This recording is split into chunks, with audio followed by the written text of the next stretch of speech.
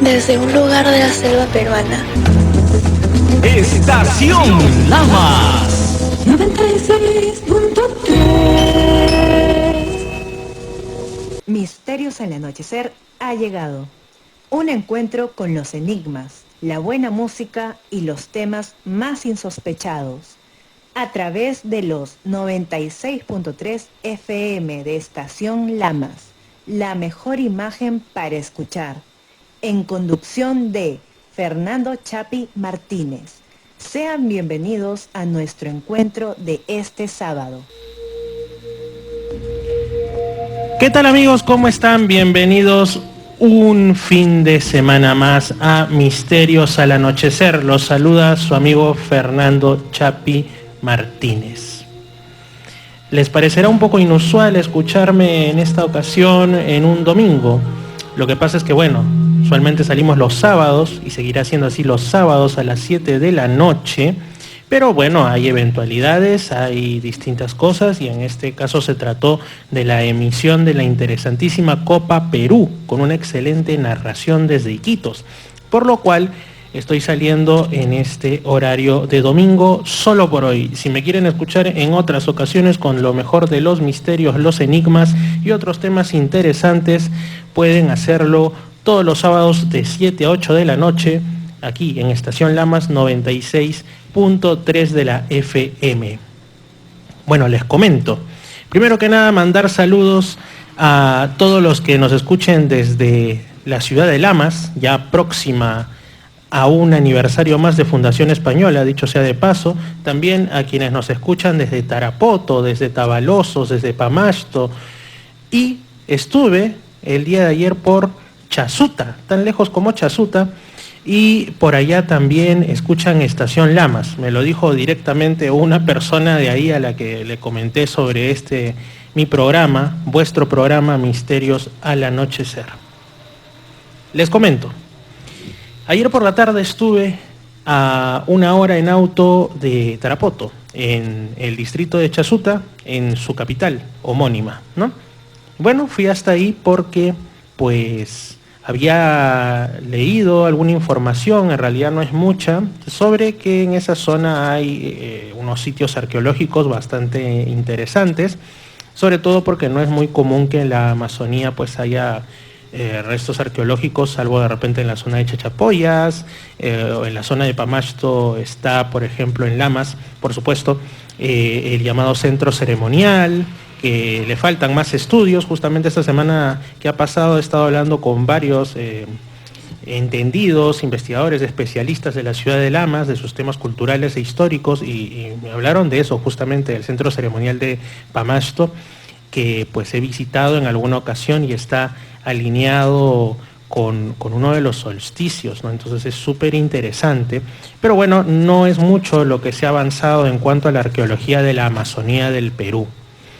Y nos depara muchos misterios. Entonces me dirigí hacia Chasuta, y bueno, un lugar muy bonito. Y lo que más me sorprendió es la presencia de petroglifos. A mí, dentro de todos los temas arqueológicos, históricos, me interesa bastante los petroglifos, que son o petrograbados, estas imágenes, en algunos casos hasta parecieran una especie de protoescritura, o escritura para algunos directamente, de los antiguos pobladores del mundo, porque se ha dado en todo el mundo. Están plasmadas en rocas o en abrigos rocosos, y bueno, aquí Perú no es la excepción.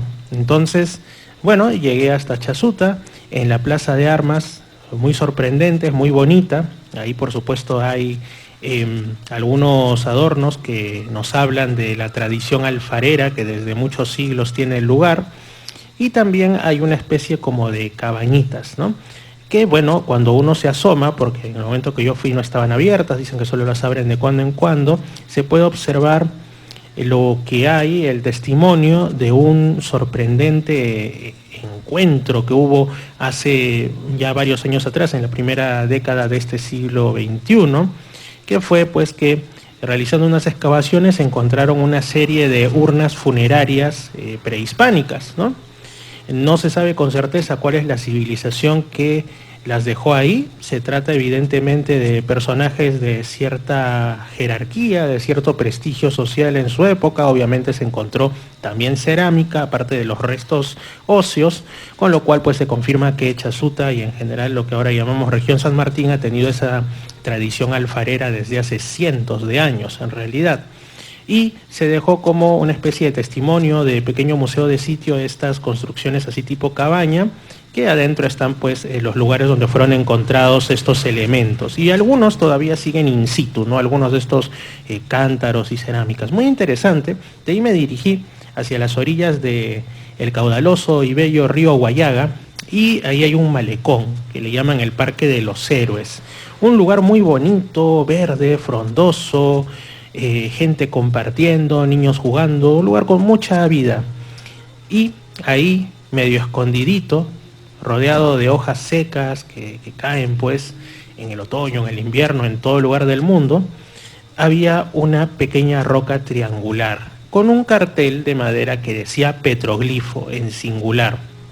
Me sorprendí bastante, aunque en realidad ya había escuchado de esto, y pues es una roca pequeña que tiene una serie de grabados en formas de serpentiformes, tiene como si fueran motivos geométricos, pero ya muy gastados por el tiempo. Se ve que ha sido esto erosionado por de repente las lluvias u otros elementos, ¿no? Y también, como se dice, por el factor antrópico, es decir, por la mano humana, ¿no? Porque como está así expuesta, se ve que hay personas que han hecho rayones o qué sé yo, y lo han en parte estropeado, pero aún se aprecia bastante que sí, que es una forma de arte o de expresión antigua.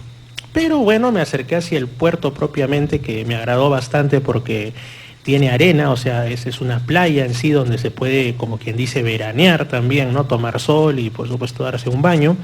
Y ahí pues hay algunas de estas embarcaciones artesanales.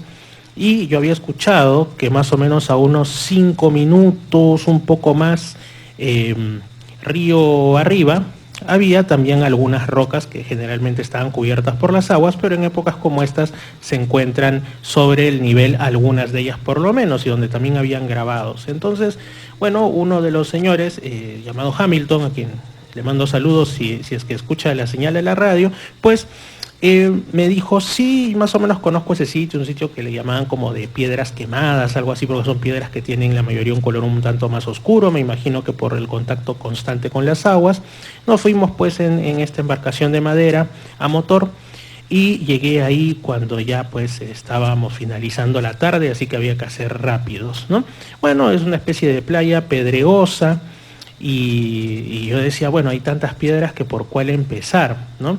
Ya casi cuando estaban llegando los últimos rayos del sol, encontré unas 3 rocas que tenían indudablemente petroglifos. Una tenía unos elementos así como de serpientes y figuras geométricas, pero 2 de ellas tenían el mismo motivo, que es un motivo que a mí me sorprendió encontrarlo, porque era como un hombrecito, un dibujo, un grabado de un hombrecito con los brazos en posición flexionada hacia el cielo, como si hicieran una plegaria, y las piernas también flexionadas, ¿no?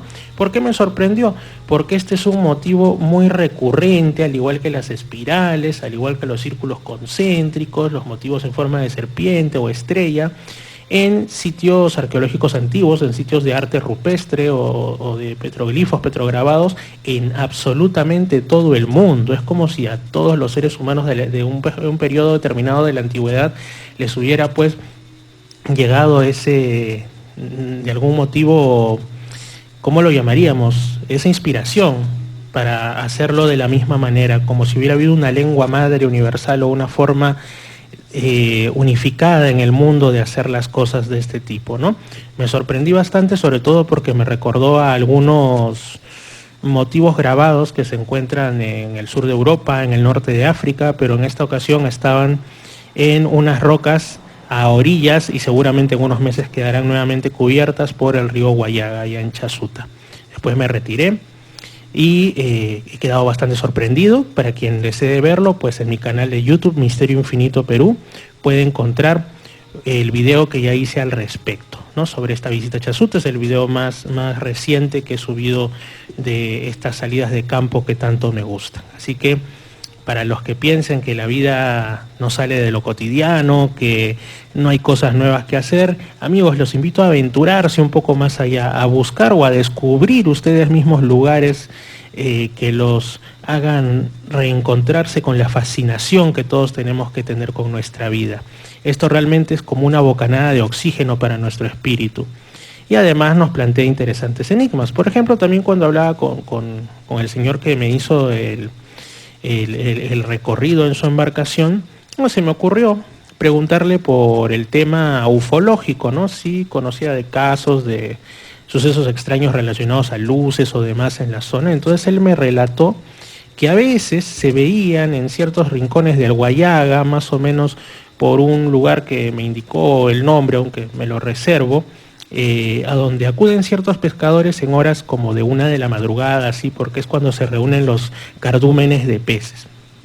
Y que habían reportado en varias ocasiones que aparecían como si fueran bolas de fuego o objetos muy brillantes y que incluso cambiaban de color y se posaban o pasaban directamente por sobre donde ellos se encontraban, ¿no?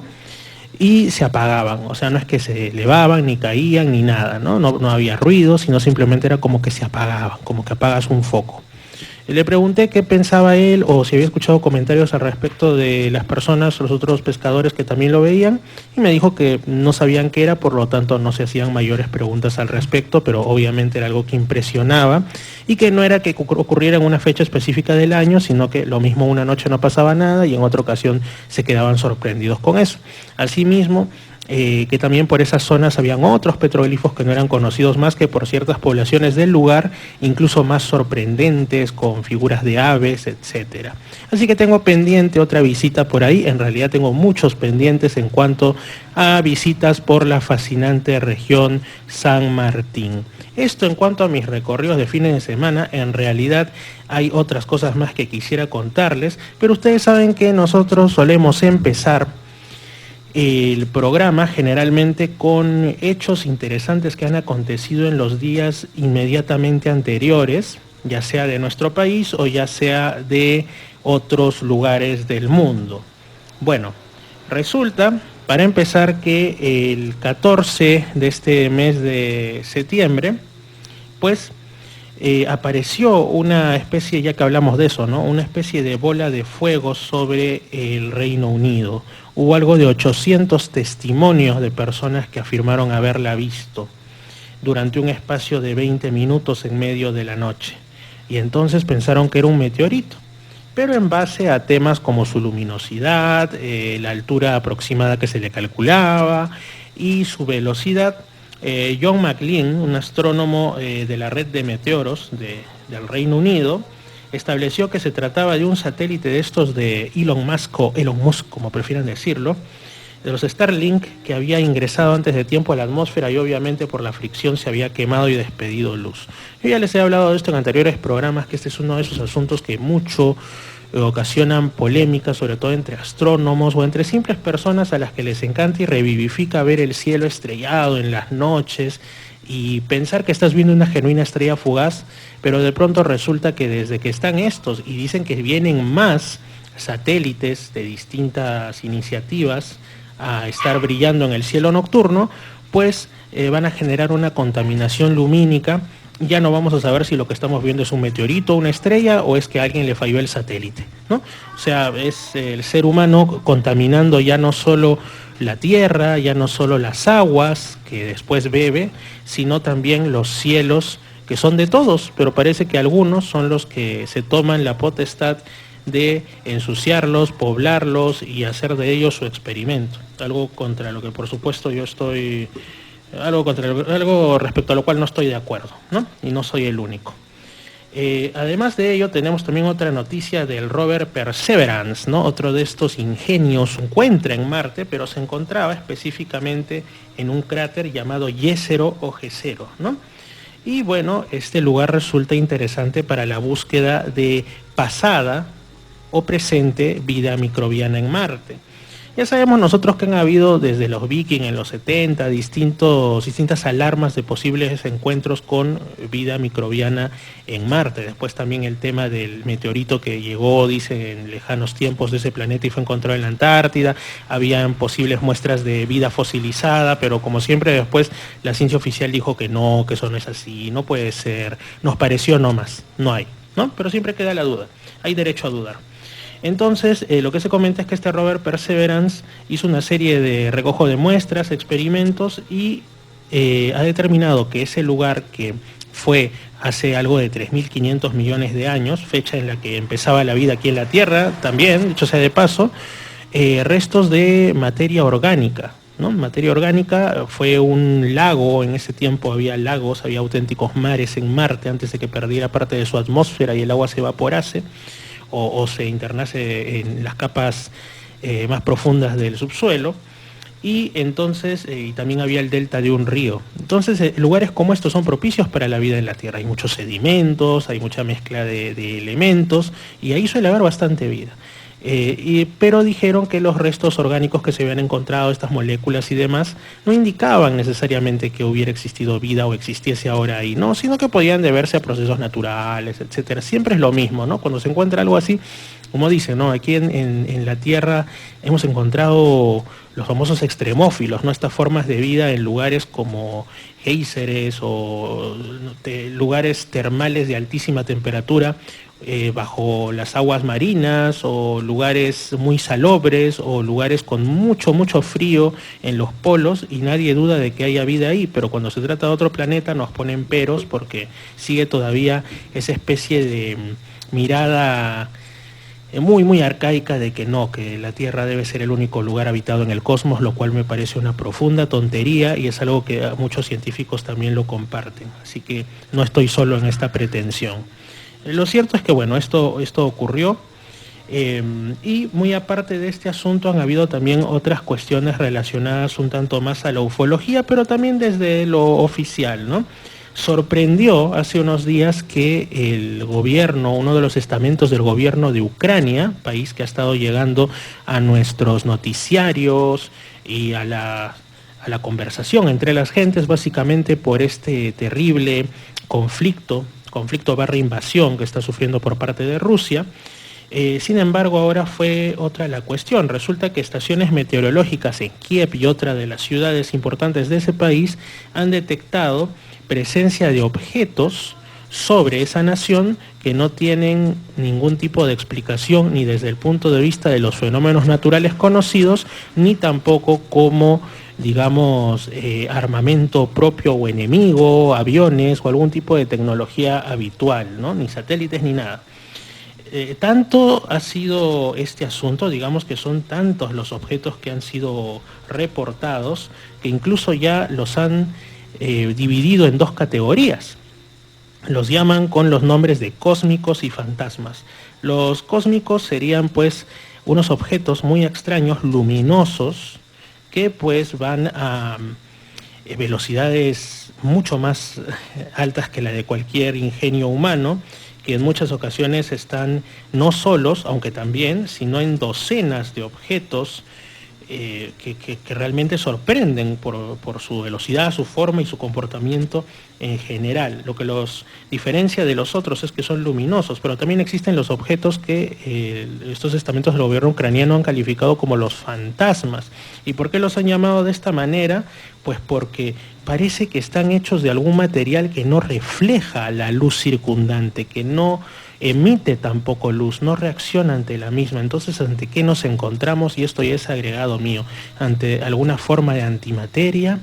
Hay algunos libros, vamos a llamarlo así, de los que ya hemos comentado aquí en Misterios al Anochecer, como por ejemplo el libro de Urantia, que es un libro por supuesto mucho más espiritual, que habla de un tipo de materia que no refleja la luz y de la que están conformados muchos mundos invisibles en el universo, que se conoce como la materia morontial. Con otro lector y creyente en el libro de Urantia hablábamos si no sería algo de esto, ¿no? Pero es solamente una una licencia que me tomo y creo que tengo el derecho a hacerlo ante unos eventos que los propios gobiernos reconocen como desconocidos. Estos objetos que no reflejan la luz se dice que tendrían de 3 a 12 metros de ancho y que tendrían una velocidad, atentos, de 53.000 kilómetros por hora. Eso es muchísimo más rápido que cualquier misil, ya que es un país que está en guerra, o mucho más que un avión comercial, por ejemplo.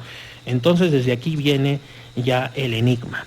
Otra de las cuestiones relacionadas a ovnis y a asuntos de lo extraño, que ha estado bastante mencionada esta semana, ha sido titular de muchos medios alrededor del mundo, es lo relacionado al encuentro de unos aviones de las aerolíneas argentinas sobre la provincia de Río Negro, más o menos en el sur del país, con unos objetos, 3 objetos para ser más exactos, de los cuales no tenían explicación. De hecho, directamente se dijo que se trataba de objetos voladores, de ovnis, ¿no? De objetos voladores no identificados, entendiéndolos evidentemente no como naves extraterrestres, sino como algo que es tecnológico, que vuela, que te lo encuentras. Son testigos altamente calificados porque son pilotos con muchísimas horas de vuelo y sin embargo no pueden explicarse qué es eso con lo que se han topado. Esto les recordó, de hecho ellos se lo preguntaban si se habían encontrado con el ovni de Polanco, y muchos dirán que a qué se referían. Bueno, yo recuerdo, porque lo recuerdo incluso de cuando yo era niño, allá por los 90, que ya estos temas me han interesado casi desde la cuna, desde que tenía creo que 6 o 5 años, que veía con un programa muy recordado llamado Misterios sin resolver.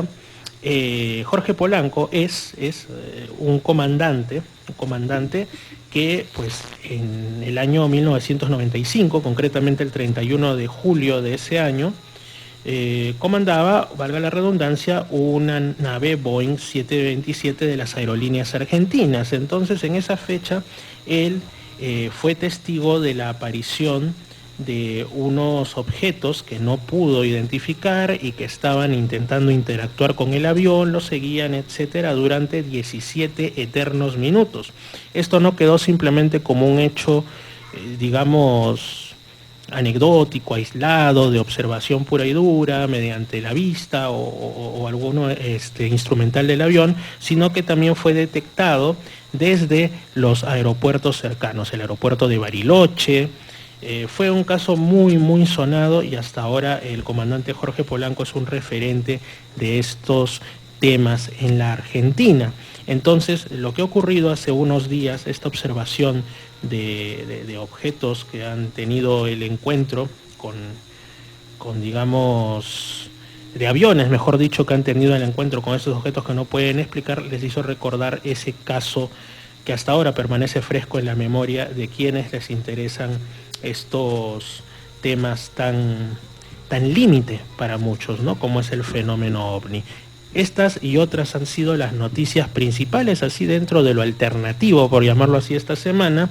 Y también hay otra, dicho sea de paso, ¿no? Y es que en Finlandia están construyendo lo que sería el primer sarcófago de desechos nucleares, ¿no? O sea, bueno, hay desechos de estos tipos. Entendemos que la tecnología nuclear, no solo la energía nuclear, mejor dicho, y la tecnología derivada de ella no solamente se emplea pues cuando hay una guerra o algo así, sino para muchas otras cuestiones de investigación científica, de energía para distintas situaciones, y obviamente genera unos desechos que hay que ponerlos en algún lugar que esté lo más alejado de la vida humana y animal, porque si no puede ocasionar desde enfermedades hasta directamente la muerte.